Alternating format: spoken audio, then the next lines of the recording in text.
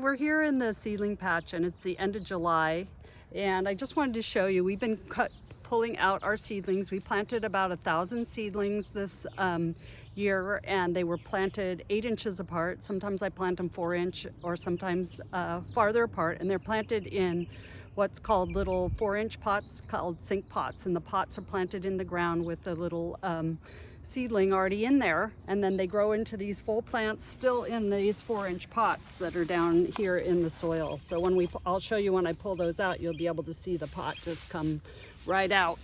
So we've been going through the seedling patch this morning, and this is one we're really looking at to keep. So we look at ones that we're going to keep. We really like the color of this one. We like how it has a lot of petals. It goes pretty far back, but not all the way back.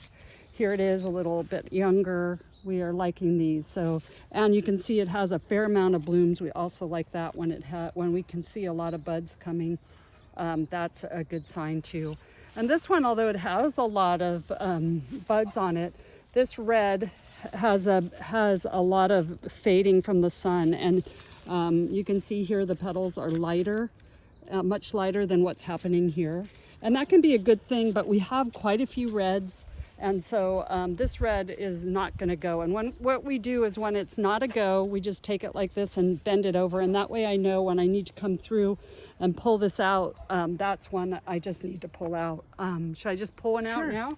So if this one's going, so I just come down here, make sure that this is the one. Every once in a while I pull the wrong one, and I just cut these stems off. We've already removed some of the leaves earlier just so that we can get the airflow going, but now we just remove the plants like this, the whole plant like that. Just take it like that. And then I keep track of the tags at this point, so I will pull this tag out and put it here so that I can mark at home which one we did pull out, so that from now on maybe I won't do that cross. And I just grab onto this and kind of wiggle it around like that, and the whole pot comes out, roots and everything. And I let this dry out, remove these, and then I recycle this pot so we can pull this off in a little bit once the soil kind of dries out. And then I just cover the hole in like this, just pretty simple like that. And that's great. Now it gives a little more room for its neighbors to grow, and that's what we do. So here's another red again, or this white. We're not going to be keeping this white because you can see it gets a lot of browning on it. The form isn't that great, so we're going to be taking this one out as well. So I won't do that again because you just saw it. But here's another red that has fading on it. It also has some color flaws where it's got streaks of different colors in it. And since we do have a lot of reds already, this one won't be kept as well. So we're looking at this one to maybe do hybridizing too next year, because it has a really pretty picotee on it, which is the little edging that you can see that's a different color. It's not the best form, so we're going to have to decide if we want to keep that one or not.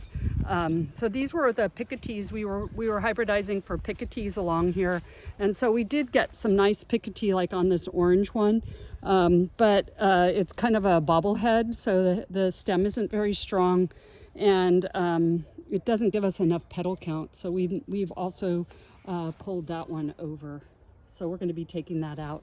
I think yesterday we took out 120 plants just in one day to start eliminating. Usually you keep like anywhere from like 10% maybe the first year. So we're maybe looking at this whole field of maybe keeping 100, but probably more, hopefully more like 50. Because that would be. And is this how many you've pulled out today? Just today, yeah. We pulled out these just today, this many today. So again, here's another white. It's pretty, but it doesn't have a huge petal count. Again, it's kind of browning. We don't like that. So this one will come out. And I think I'll just end showing you one more time how I do this. So we just really just go for it.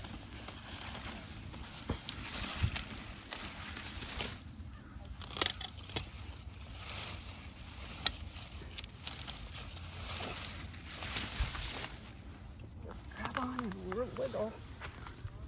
Put my little tag here so I know what next year The reason I'm keep my tags and keep those going is so that I know next year if I did a hand cross and it's every single sibling doesn't turn out, I probably won't make that cross again. And the ones that cross and give me lots of good ones, then I'll probably do that cross again. So that's it for today. Have a good day.